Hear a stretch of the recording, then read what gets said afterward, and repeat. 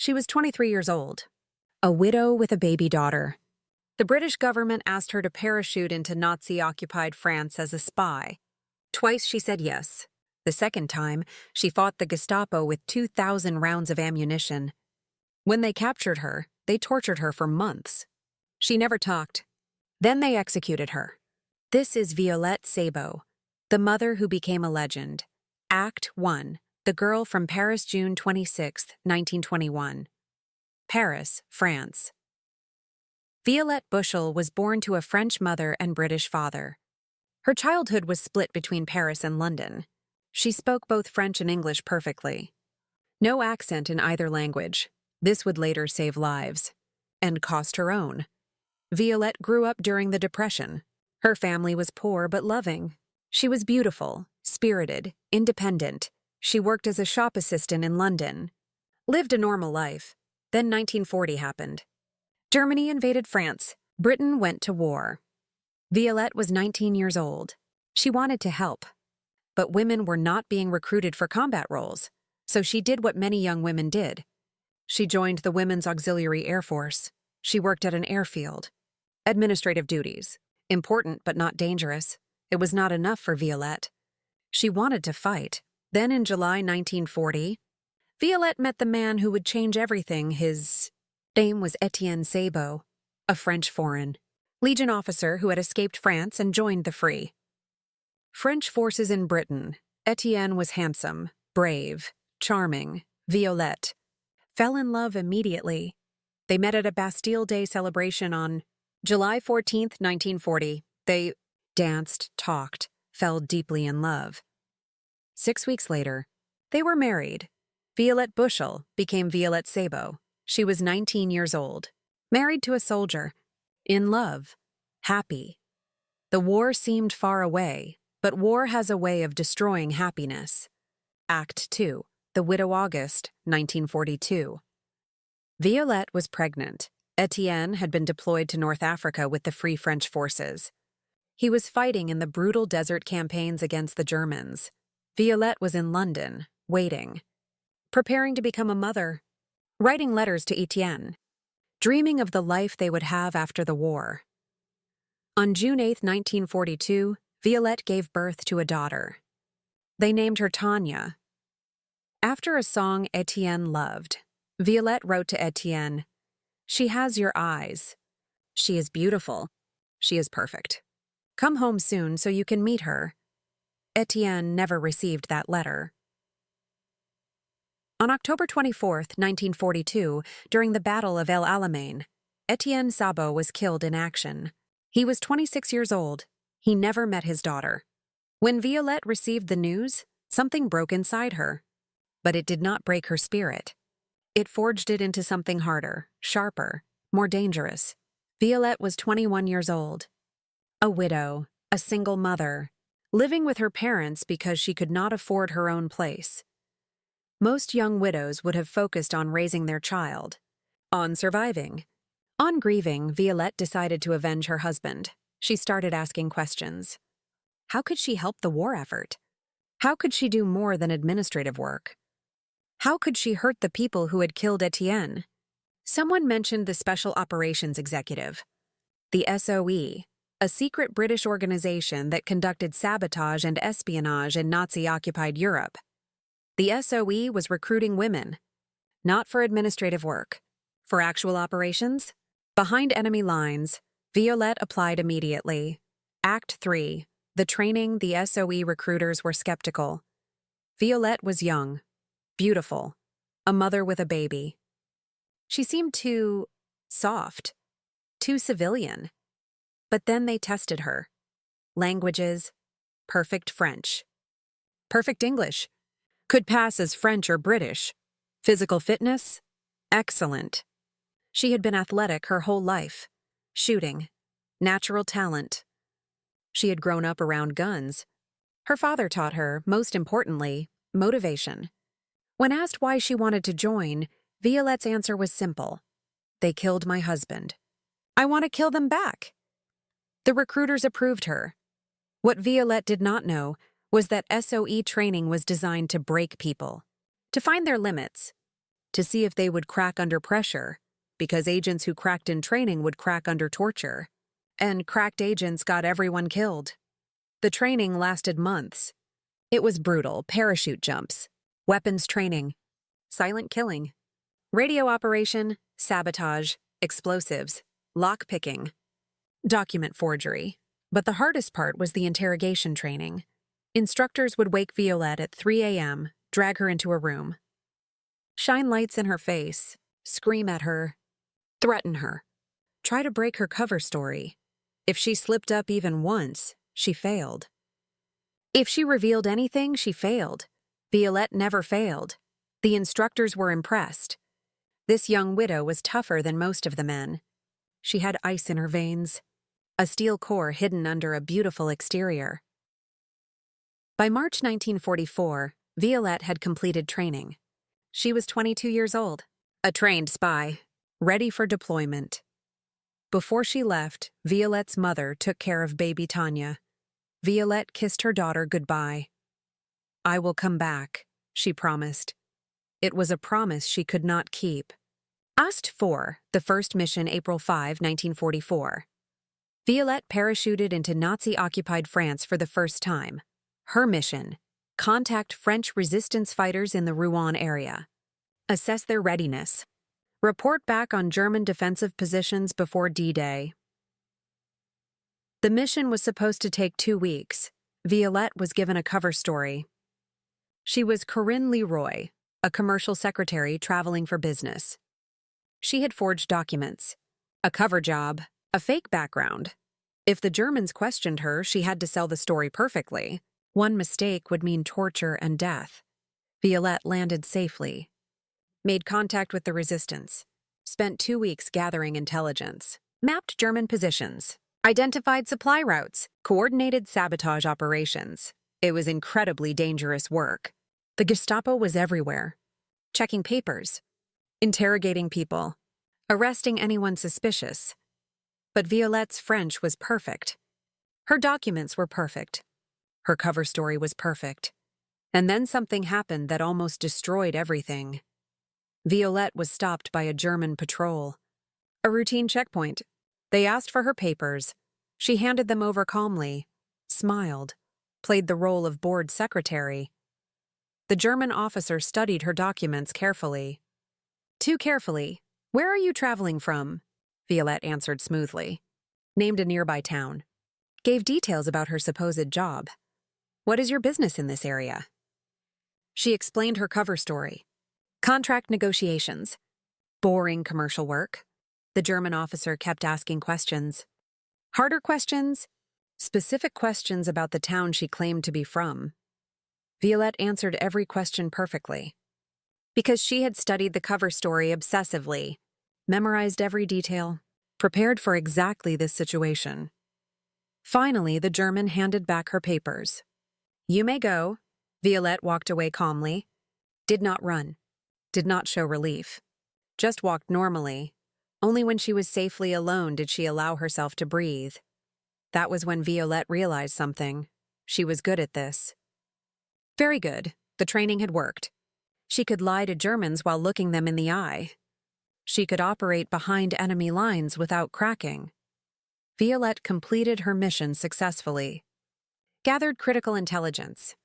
Returned to England safely. The SOE was impressed. She had proven herself. They asked, "Will you go back?" Violette said yes. ACT-5, the second mission, June 7, 1944, one day after D-Day. Violette parachuted into France again. Her second mission. This time, her task was more dangerous. She was to coordinate with resistance fighters, organize sabotage operations, disrupt German reinforcements trying to reach the Normandy beaches. Violette landed successfully. Made contact with the resistance. Began coordinating operations. Everything was going according to plan. Then June 10, 1944 happened. Violette and a resistance fighter named Jacques Dufour were driving through the countryside near Salon-la-Tour. They were on their way to a resistance meeting. Suddenly, a German roadblock appeared ahead. An SS unit was conducting searches. Jacques stopped the car. We need to run. They abandoned the vehicle and ran into nearby woods. The Germans spotted them, opened fire. What happened next would become one of the most legendary firefights of the entire war. Violette and Jacques ran through the woods. Germans pursuing. Bullets hitting trees around them. Jacques tripped. Twisted his ankle badly. Could not run. Go, he shouted. Leave me! Save yourself. Most agents would have run. SOE training said, if compromised, escape if possible. Do not sacrifice yourself for anyone. Violette did not run. She helped Jacques to cover behind a farmhouse. Then she did something incredible. She decided to fight. Violette had a Sten gun, a British submachine gun. She had approximately 2,000 rounds of ammunition. She took position at a window of the abandoned farmhouse, and she held off an entire SS unit for as long as her ammunition lasted. 6. The last stand Violette fired from the window. Germans fell. They took cover. She reloaded. Fired again. More Germans fell. The SS unit was shocked. Who was this person? How could one person hold off an entire unit? They brought in more soldiers, surrounded the farmhouse, fired from multiple directions. Violette kept fighting. She moved between windows, fired, moved again. Made it seem like there were multiple defenders. She bought Jacques time. Time to hide. Time to potentially escape. The firefight lasted over an hour. Violette fired 2,000 rounds. Over 2,000 bullets. She reloaded magazines constantly, kept the Germans pinned down, but eventually every soldier runs out of ammunition. Violette fired her last shot. The Sten gun clicked empty. She had no more magazines. No more bullets. No more options. The Germans stormed the farmhouse. Violette could have tried to escape, could have tried to hide, could have tried to fight hand to hand. Instead, she walked out with her hands up. She was captured. The Germans were amazed. When they searched the farmhouse and found the spent magazines, they could not believe one person had held them off that long. Who are you? They demanded. Violette gave her cover story. Corinne Leroy, commercial secretary. The Germans did not believe her. Commercial secretaries did not fight SS units with 2,000 rounds of ammunition. They knew she was a spy. They took her to Gestapo headquarters for interrogation. Ha-7, the torture. What happened to Violette over the next 8 months is difficult to describe. The Gestapo tortured her, systematically, brutally. They wanted information. Who are you? Who sent you? Where are other agents? What are your missions? Names, codes, radio frequencies, everything. Violette told them nothing. They beat her. She said nothing. They used more extreme methods. She said nothing. The Gestapo interrogator later testified, I have never encountered anyone with such courage. Male or female, she endured things that broke trained soldiers, and she never gave us a single piece of useful information. Violette spent months in prisons, moved from facility to facility, always under terrible conditions, always being interrogated, always refusing to talk. But here is what the Gestapo did not know. Violette was not just protecting herself. She was protecting everyone. If she had talked, dozens of resistance fighters would have been arrested. Other SOE agents would have been compromised. Sabotage networks would have been destroyed. People would have died. So Violette endured torture to protect strangers. To protect a network she had barely met, because that was the job. In December 1944, Violette was transferred to Ravensbrück concentration camp in Germany. Conditions there were even worse. Starvation, disease, death everywhere. But Violette was still alive, still refusing to break. In January 1945, as Allied forces advanced toward Germany, the Nazis began executing prisoners, eliminating evidence, destroying witnesses. Violette Szabo was on the execution list. 8. The end late January 1945. Exact date unknown.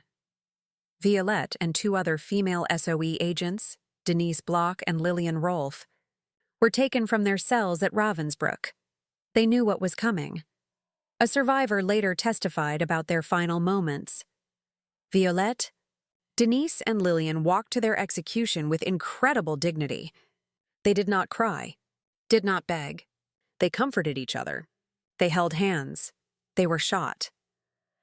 Violette Szabo died at age 23.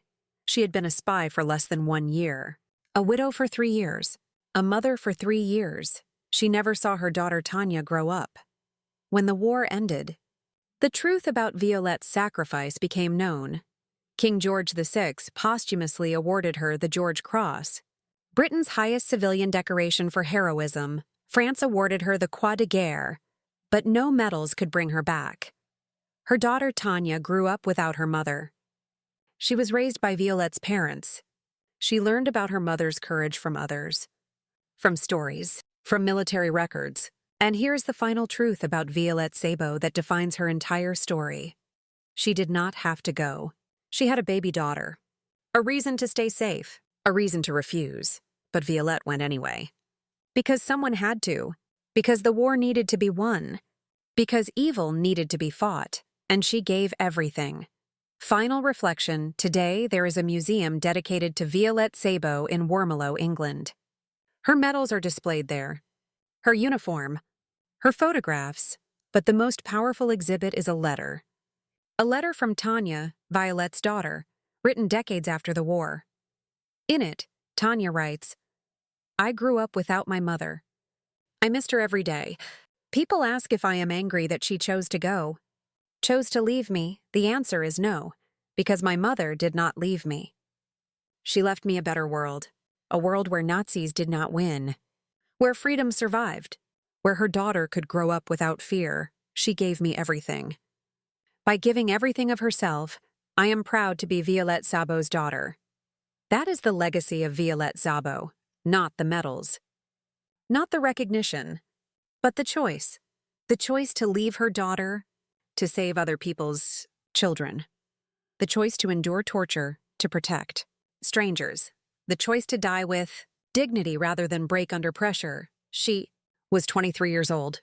She had everything to live for, and she gave it all away, because that is what heroes do. They do not choose the easy path. They choose the necessary path. Violette Szabo was a mother, a widow, a spy, a fighter, a prisoner, a martyr, but above all, she was a hero who proved that courage has no age. That sacrifice has no limit. That love for others can be stronger than love for self. Rest in peace, Violette Szabo. Your daughter grew up free because of you. We are all free because of you, and we will never forget.